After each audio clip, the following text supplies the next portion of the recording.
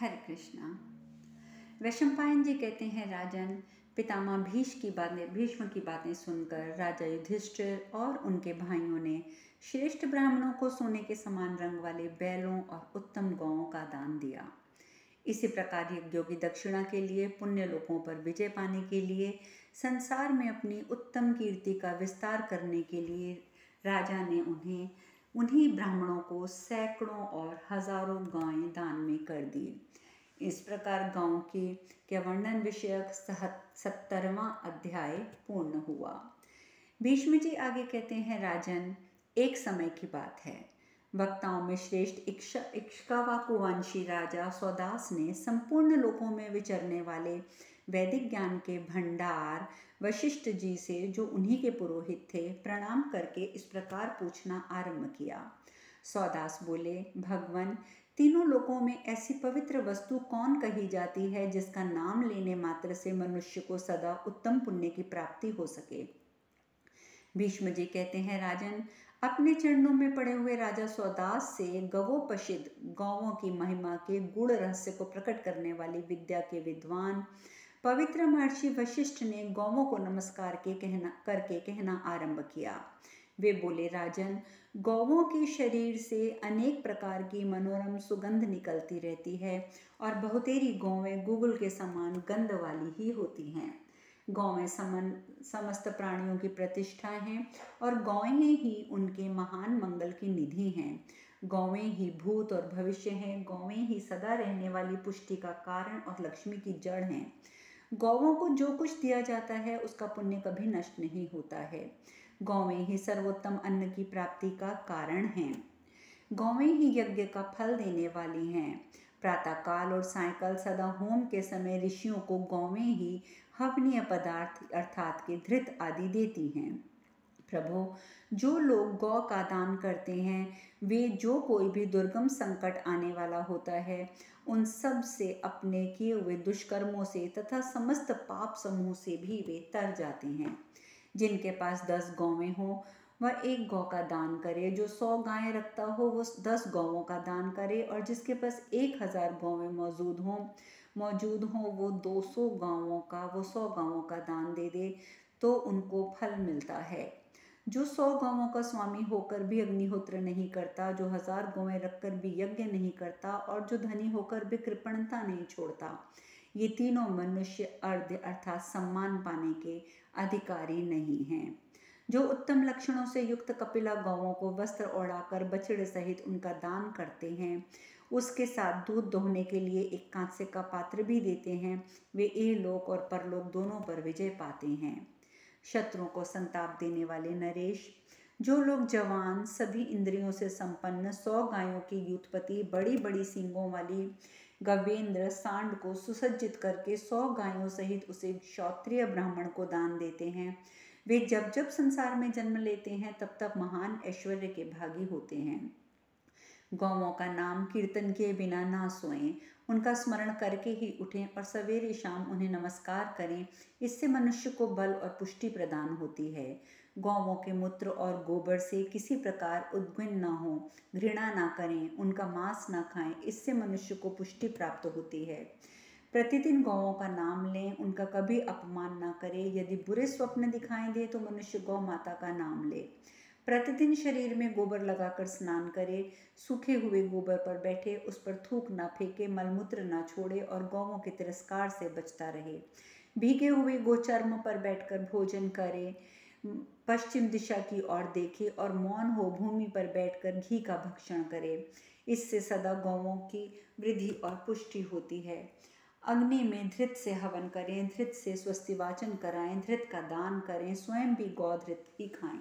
इससे सदा गौओं की पुष्टि और वृद्धि होती है।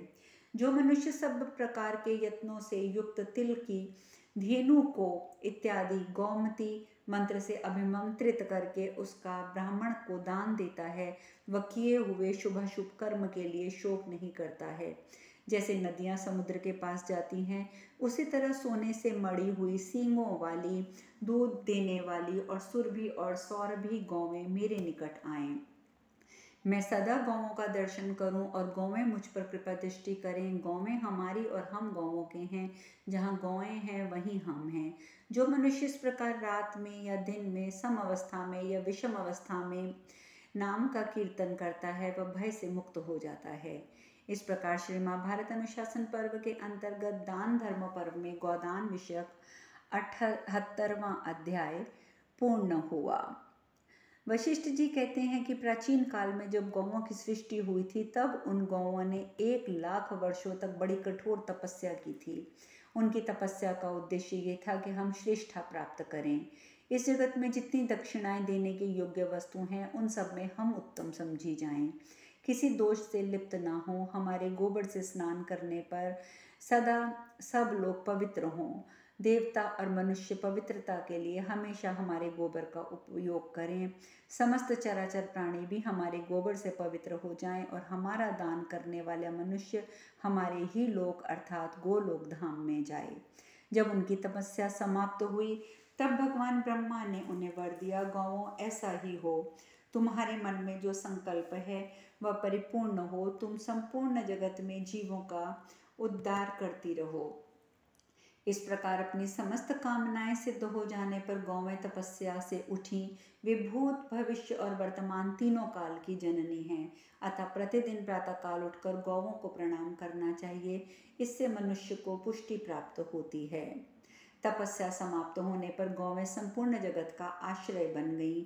इसीलिए वे महान सौभाग्यशालिनी गौएं परम पवित्र बताई जाती हैं। जो मनुष्य दूध देने वाली सुलक्षणा लाल रंग की गौ को वस्त्र ओढ़ाकर लाल रंग के बछड़े सहित दान देता है वह सूर्य लोक से सम्मानित होता है। जो पुरुष दूध देने वाली सुलक्षणा चितकबरी गौओं को वस्त्र ओढ़ाकर चितकबरे बछड़े सहित दान देता है वह चंद्रलोक में जाता है। जो मानव दूध देने वाली सुलक्षणा श्वेत वर्ण की गौ को वस्त्र ओढ़ाकर श्वेत वर्ण के बछड़े सहित दान करता है उसे इंद्रलोक में सम्मान प्राप्त होता है।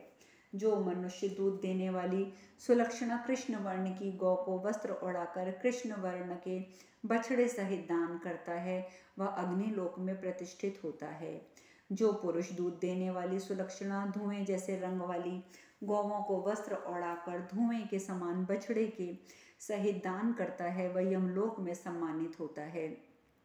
जो जल में फेन के समान रंग वाली गौ को वस्त्र ओढ़ाकर बछड़े और कांस के दुग्ध पात्र सहित दान करता है वह वरुण लोक को प्राप्त होता है। जो पुआल के धुएं के समान बछड़े वाली गौओं को दान करता है वह पितृलोक में प्रतिष्ठित होता है। जो लटके हुए गल कंबल से युक्त मोटी ताजी सवत्सा गौ को अलंकृत करके ब्राह्मण को दान देता है वो विश्व देवों के श्रेष्ठ लोक में पहुंचता है। राजन, जो विशाल पृष्ठ वाले बैल को सब ओर से रत्नों से अलंकृत करके उसका दान करता है वह मरुदंडों के लोक में पहुंचता है। उस गौदान परायण श्रेष्ठ मनुष्य को मनोहर वेश और सुंदर सहस्त्रों देवांगनाएं रमण करवाती हैं। वह वीणा और वल्लक की मधुर गुंजन, मृगनयनी युवतियों के नुपुरों की मनोहर झनकार आदि श्रवण करके नींद से जागता है। गौओं के शरीर में जितने रोए होते हैं उतने वर्षों तक वह स्वर्ग लोक में सम्मान पूर्वक रहता है। फिर पुण्य क्षीण होने पर वह जब स्वर्ग से नीचे उतरता है तब मनुष्य लोक में आकर संपन्न घर में जन्म लेता है। इस प्रकार अनुशासन पर्व के अंतर्गत दान धर्म पर्व में गोदान विषयक 79वां अध्याय पूर्ण हुआ। वशिष्ठ जी कहते हैं, राजन, मनुष्य को चाहिए कि सदा सवेरे और सायंकाल आचमन करके इस प्रकार जप करे, घी और दूध देने वाली, घी की उत्पत्ति का स्थान, घी को प्रकट करने वाली, घी की नदी और घी की भंवर रूपे गौएं मेरे घर में सदा निवास करें। गौ का घी मेरे हृदय में सदा स्थित रहे, घी मेरे नाभि में प्रतिष्ठित हो, घी मेरे संपूर्ण अंगों में व्याप्त हो और घी मेरे मन में स्थित हो। गौएं मेरी आगे रहें, गौएं मेरे पीछे रहें, गौएं मेरे चारों ओर रहें, मैं गौओं के बीच में निवास करूं। इस प्रकार प्रतिदिन जप करने वाला मनुष्य दिन भर में जो पाप करता है उससे उसका छुटकारा होता है। सहस्त्रों गौओं का दान करने वाले मनुष्य जहाँ सोने के महल हैं वहाँ वास करते हैं, जहाँ गंधर्व और अप्सराएं हैं उस स्वर्गलोक में जाते हैं। सहस्त्रों गौओं का दान करने वाले पुरुष जहाँ दूध के जल से भरी हुई दही की सेवा से व्याप्त और मक्खन रूपी कीचड़ से युक्त नदी बहती है, वहीं जाते हैं।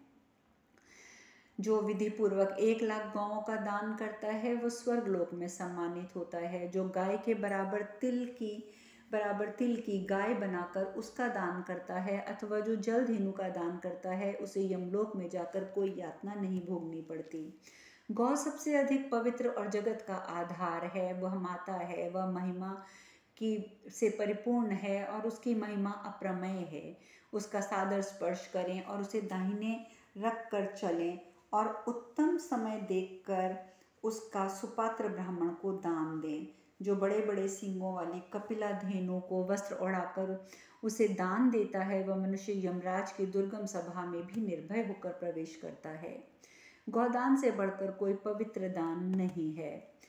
जिसने समस्त चराचर जगत को व्याप्त कर रखा है, उस भूत और भविष्य की जननी गौ को मैं मस्तक झुकाकर प्रणाम करता हूँ। नरश्रेष्ठ, मैंने तुमसे गौओं के गुण वर्णन संबंधी साहित्य का एक लघु अंश मात्र बताया है। दूसरा कोई दान नहीं है तथा उसके द्वारा दूसरा कोई आश्रय भी नहीं है।